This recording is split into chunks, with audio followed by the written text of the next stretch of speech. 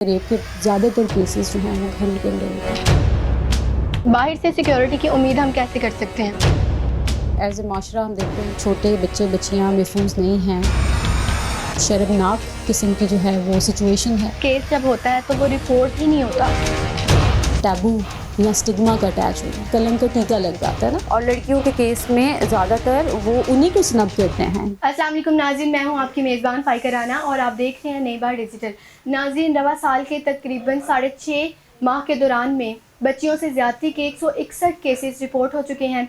बच्चों से ज़्यादती और बदफाली के अमल में दिन ब दिन इजाफा होता जा रहा है। इसके साथ साथ हरासमेंट, सेक्शुअल हरासमेंट के केसेस भी सामने नज़र आते हैं। इन पर बात करेंगे आज हम डॉक्टर साहिरा ज़मान से, जो पीएचडी इन साइकोलॉजी हैं, जिन्होंने पंजाब यूनिवर्सिटी में अपनी खिदमात सर अंजाम दी एज अ प्रोफेसर, और अब ये फातिमा जिन्ना वुमेन यूनिवर्सिटी में एज अ प्रोफेसर काम कर रही हैं। इनसे पूछेंगे कि मैम बताइएगा कि जो रिपोर्ट सामने आ रही हैं उस पर आप क्या कहें? उस पर मैं यही कहूँगी कि बहुत अरसे से ये ख़वातीन और स्पेशली बच्चियों के साथ और बच्चों के साथ भी, आजकल तो कोई डिस्क्रिमिनेशन नहीं है, लड़कों के साथ और लड़कियों के साथ दोनों के साथ जो है हरासमेंट के, स्पेशली सेक्सुअल हरासमेंट के और रेप के वाक़यात जो हैं वो रिपोर्ट हो रहे हैं। एज ए माशरा हम देखते हैं कि हमारे छोटे बच्चे बच्चियाँ महफूज नहीं हैं। ना तो वो अपने लाइक स्कूल्स के अंदर या मार्केट्स में या कहीं बाहर जाएं, प्लेग्राउंड्स में, जो भी उनकी स्पेसेस हैं जहाँ पे वो मूव करते हैं, लाइक उनका स्कूल, उनका मदरसा या उनका घर भी सम टाइम ऐसे होता है कि वहाँ पे भी ये केसेस जो हैं वो रिपोर्ट हो जाते हैं।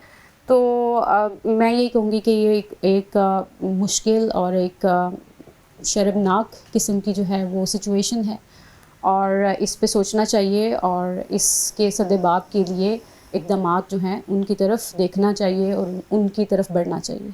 जैसे बच्चियों के साथ ज़्यादती का तो स्टार्ट से ही हो रहा था, लेकिन अब बच्चों के साथ भी बदफाली के अमल नज़र आते हैं, तो इसको कैसे रोका जाए? इनमें कौन ज़िम्मेदार है?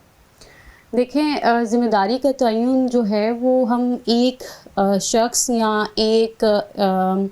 एक सेगमेंट ऑफ सोसाइटी के ऊपर नहीं डाल सकते। ये एक कलेक्टिव इशू है। इसमें ज़िम्मेदारी सब पे आयद होती है, वालिदैन पे भी होती है, स्कूल पे भी होती है, हमारे एजुकेशनल करिकुलम के ऊपर होती है, लॉ एंड ऑर्डर के ऊपर भी होती है। पूरी सोसाइटी की ये ज़िम्मेदारी है कि इन चीज़ों को देखे और इनको ख़त्म करने की या इनको एटलीस्ट इतना कम करने की कोशिश करे कि एक सेफ़ स्पेस क्रिएट हो जाए हमारे बच्चों के लिए। इस चीज़ को कैसे ख़त्म किया जा सकता है? एक रिपोर्ट केस जब होता है तो वो रिपोर्ट ही नहीं होता, तो इसकी क्या वजह है? बहुत सारी वजूहात हैं। मैं समझती हूँ कि सबसे बड़ा ज़्यादती के केसेस के अंदर जो नॉन रिपोर्टिव होना है वो इसके साथ एक टैबू या स्टिग्मा का अटैच होना है। हम जिस सोसाइटी के अंदर रहते हैं इसके अंदर बच्चियों और बच्चों दोनों को लेके बहुत बड़ा एक इशू ये है कि हम उसको एक, जैसे कहते हैं, टीका लग जाता है, कलंक का टीका लग जाता है ना। तो वालिदैन और फैमिली मेम्बर्स जो हैं, जब उनको पता चलता है कि इस तरह का कोई वाक़या हो रहा है तो वो सबसे पहले उनकी यही कोशिश होती है कि इसको दबा लें, इस मामले को ना किसी को पता चले। और लड़कियों के केस में ज़्यादातर वो उन्हीं को स्नब करते हैं कि तुम बाहर क्यों गई, या तुमने किसी को बताना नहीं, या चुप कर जाओ, या इस तरह से, यानी उन्हीं को ही चुप कराया जाता है। एक इसके अलावा और बड़ी रीज़न है रिपोर्ट ना होने की, वो ये है कि हमारा जो लॉ इन्फोर्समेंट का सिस्टम है, जो हमारा थाना का सिस्टम है, वहाँ पे जाना, एफआईआर कटाना, ठीक है, एक आम आदमी की बहुत कोई इजी अप्रोच नहीं है उन जगह तक। इसी डर को लेके, इसी तरह के जो खौफ हैं उनको लेके वालिदैन या फैमिली मेम्बर्स हैं वो रिपोर्ट करने से कतराते हैं। आपको लगता है कि जब एक लड़की के साथ ज़्यादती का केस होता है तो वो पुलिस थाने अगर चली भी जाती है तो वहाँ पर उससे ऐसे सवाल किए जाते हैं, जो इन्वेस्टिगेशन पुलिस है वो उससे ऐसे सवाल करता है कि शायद तुम्हारी ही गलती होगी? शायद वो उसको ये नहीं कह रहा होता कि तुम्हारी गलती, लेकिन जिस तरीके से सवालात किए जाते हैं, जिस तरीके से उनसे पूछा जाता है, वो इतने थ्रेटनिंग होते हैं। यानी कि वो जो भी इंसान जो इस ट्रॉमा से गुजरा है, जो लड़की या जो औरत इस ट्रॉमा से गुजरी है, सेक्सुअल हरासमेंट के या अब्यूज़ के, तो वो उसको काइंड ऑफ रीलिव इस तरह से सवाल पूछे जाते हैं कि जैसे वो रीलिव करना शुरू कर देती है, ठीक है। तो वो जो ट्रॉमा जो है वो रीलिव होता है, तो इस चीज़ से भी बचने के लिए लोग अब रिपोर्ट नहीं करते हैं, और यही वो मुश्किल है जो लोगों को रिपोर्ट करने से भी रोकती है और आगे परसू करने से भी रोकती है विक्टिम्स को। तो ये मैं समझती हूँ कि बहुत ज़रूरी है जितने लोग इस सब में इन्वॉल्व होते हैं इन सारे मामलात में, उनकी ट्रेनिंग हो जेंडर बेस्ड, कि वो जिसमें चाहे वो मर्द इन्वेस्टिगेटर्स हैं या ख़वातीन इन्वेस्टिगेटर्स हैं, इस चीज़ का सेंसिटाइज होना चाहिए कि ट्रॉमा जिसमें से खातून गुजर गई है वो उसको रीलिव ना करे। घरेलू तशद्दुद की बात की जाए कि घर से ही ये काम शुरू किया जाता है, और फिर बाहर से सिक्योरिटी की उम्मीद हम कैसे कर सकते हैं जब घर में ही ऐसे अफराद मौजूद हैं? मैं आपको बताऊं कि रिपोर्ट्स जो हैं, जैसे डिफरेंट एनजीओज़ पाकिस्तान में जो काम करती हैं, जो डाटा इकट्ठा करती हैं, वो ये बताती हैं कि रेप के ज़्यादातर केसेस जो हैं वो घरों के अंदर होते हैं, अपने घरों में होते हैं या जानने वालों के साथ, मोहल्ले में, या मतलब जो भी आपके फैमिली फ्रेंड्स हैं या कोई रिश्तेदार हैं उनके वहाँ से जो है वो आते हैं। स्ट्रेंजर्स के बीच में इस तरह के केसेस नहीं होते, other than that street harassment के। डोमेस्टिक वायलेंस जिस घर में हो रहा होता है वो बेसिकली डिटर्मिन कर देता है जेंडर का status in the society. Specially अगर एक वुमेन जो है वो डोमेस्टिक वायलेंस का अगर शिकार है, या बच्चियाँ या इवन छोटे बच्चे, लड़के भी अगर डोमेस्टिक वायलेंस का शिकार हैं अपने घर के अंदर, तो वो इसको सीखते हैं।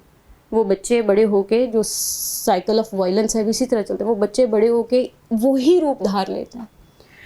जो लड़कियां होती हैं वो वही एक विक्टिम का रूप में चली जाती हैं जिसने बियर करना है, फेस करना है। जो लड़के होते हैं वो वही ऑपरेसर के रूप में चले जाते हैं जिसने ऑपरेस करना है, सप्रेस करना है। और अनफॉर्चुनेटली हमारे पाकिस्तान में ख़वातीन का स्टेटस जो है वो उनके काउंटर पार्ट मर्दों के मुकाबले में काफ़ी लो है सोसाइटी के वाइज। तो मैम इनको रोका कैसे जाए कि एक केस हो ही ना? ये तो देखें शायद मुमकिन नहीं है। अच्छी डेवलप्ड कंट्रीज़ में भी केसेस होते हैं सेक्सुअल असॉल्ट्स के, ठीक है। हम उनसे क्यों मतलब पीछे हैं, डिफरेंट हैं, या हम क्यों जो है हमारे यहाँ इस तरह की चीज़ें हम देखते हैं कि बहुत ज़्यादा हो रही हैं। इम्प्लीमेंटेशन ऑफ लॉ नहीं है, ठीक है। कोई भी जो रेपिस्ट है, जब वो इस सिचुएशन में से गुज़रता है, इस क्राइम को जब वो कर रहा होता है, उसके बैक ऑफ द माइंड लाजमी ये चल रहा होता है कि कोई मेरा क्या बिगाड़ लेगा। ये जो थॉट जब तक लोगों के दिमाग में रहेगी, ये क्राइम्स होते रहेंगे। तो जब तक ये थॉट ख़त्म नहीं होगी, इस पे मतलब एक कदगन नहीं लगेगी, तब तक हम ये नहीं कह सकते कि ये केसेस ख़त्म हो सकते हैं, ये कम हो सकते हैं। अच्छा, रिसेंटली जो इस्लामिया यूनिवर्सिटी का स्कैंडल सामने आया है, 5500 गर्ल्स को जो निशाना बनाया गया, उसके बारे में क्या कहेंगे? पहली बात ये कि वी डोंट नो कि वो 5500 हैं, 55 हैं या 5 हैं। हम इस वक्त कुछ उस तरह से नहीं कह सकते इस केस के ऊपर के एक्चुअल में क्या था, क्योंकि मुख्तलिफ रिपोर्ट्स हैं, ठीक है। लेकिन इम्पॉर्टेंट इशू है। इशू इम्पॉर्टेंट इसलिए है कि अगर ये हरासमेंट हुआ है वहाँ पे, अगर कैंपस के अंदर इस तरह के इश्यूज चल रहे हैं, तो वहाँ की सिक्योरिटी, वहाँ की अथॉरिटीज़ रिस्पॉन्सिबल हैं कि वो एक सेफ़ इन्वायरमेंट गर्ल्स को प्रोवाइड करें कि वो अपनी एजुकेशन कंप्लीट करें वहाँ पे। इसी के साथ अपनी मेज़बान फ़ाइका राना को दे इजाज़त। अल्लाह हाफ़िज़।